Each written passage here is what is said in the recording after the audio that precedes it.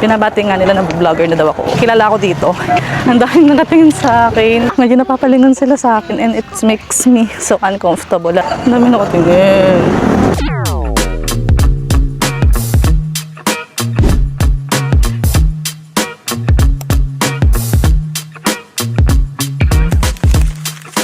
So hello mga palangga, this is the day 3 of walking in front of my camera until I get comfortable.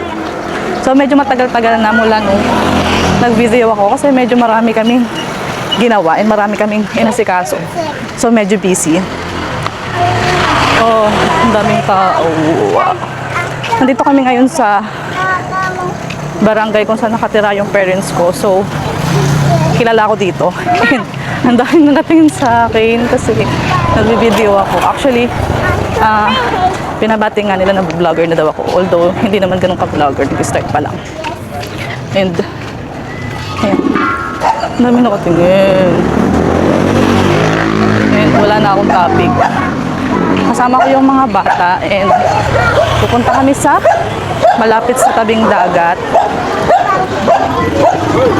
Actually, nung mga bata pa kami, ng mga kapatid ko, lagi rin kami dito. Kasi syempre, pag bata, di ba, mahilig sa mga gala-gala, sa dagat, sa tubig. Kahit hindi ako natutong lumangoy, mahilig pa rin naman ako sa dagat kasi nakakakuha ako ng peace of mind pag nasa tabing dagat ako. Kaya, pag may chance, most especially ngayon na nasa bahay lang ako nagtatrabaho, pag may chance, I always ask my partner na pumunta kami sa malayo. And ang pinaka-request ko talaga dyan is may dagat and then may scenery. Yun talaga. Say hi, Yumi! Hi! Wala kang mic. Saan tayo pupunta? Sa dagat! Magano tayo sa dagat? Sa dagat! Magpiplay kayo sa dagat. Kasama ko pala yung mga bata. Tatlo lang kami kasi may pasok yung partner ko sa trabaho.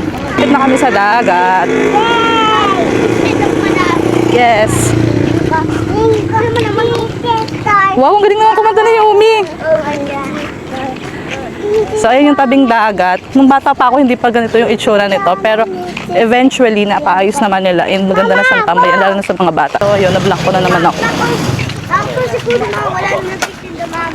Wala na naman ako masabi kasi nga, ang dami nakatingin sa akin kasi medyo kilala ako dito sa lugar na to. Kasi nung bata pa ako, way back 2011, nahilit ako as SK counselor. So, most especially yung mga kaedad ko and upper year sa akin is medyo kilala ako. So, pag nakikita nila ako nagbi-video, medyo napapalingon sila sa akin and it makes me so uncomfortable. Lalo na nga, ayun. Hindi kasi ako sanay talaga ng napapansin. So, ito yung view dito sa tabing dagat sa amin. Yan. Yan! Ang bagal ko dito magdagag. Kaya mo yan! Oo, ano? Dito nga pala kami sa tabing dagat ng mga bata. Look! You see that? Actually, low tide, kaya medyo malayo yung tubig sa amin. And every time na umuwi talaga ako dito, I make sure na nakakatambay kami ng mga anak ko dito sa may tabing dagat. Kasi hindi siya yung karaniwang scenery dun sa lugar namin kung saan kami nag-stay ngayon. Pag nandun kasi kami sa bahay, maghapon nandun lang kami sa loob ng bahay.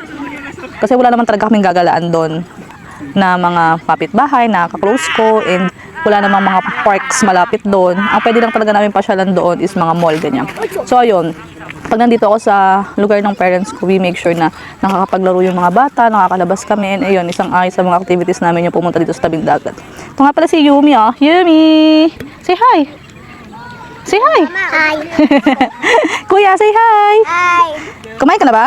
Opo. Actually, nagmerienda na sila. Kumain na sila ng biscuit at saka ng juice. So, ayan. Kahit walang activities, nag-enjoy ako sa mga ganitong mga bagay kasi, alam mo yun, nakaka-refresh, nakakawala ng stress, nakakawala ng burden sa buhay. Kasi, for sure, pag uwi ka naman sa bahay, nandun na ako sa apat na sulok ng bahay namin and, ayun. Trabaho na naman, hanap na naman ng client, hanap na naman ng customers sa business. So, ito talaga yung recharge ko. Actually, hindi ko na nga nagagawa lagi na umuwi dito sa lugar ng parents ko kasi sobrang busy nga. Kaya, this time, I'm so thankful kasi, ayun, nakauwi ako. Kasama ko yung mga bata. So, ayun, yun lang naman. Mini vlog lang tayo today. Bye-bye! Bye-bye na, kuya! Bye-bye! Say bye-bye! Bye-bye na! Bye-bye. Bye-bye na, Yumi! Bye-bye! So, ayan, bye-bye.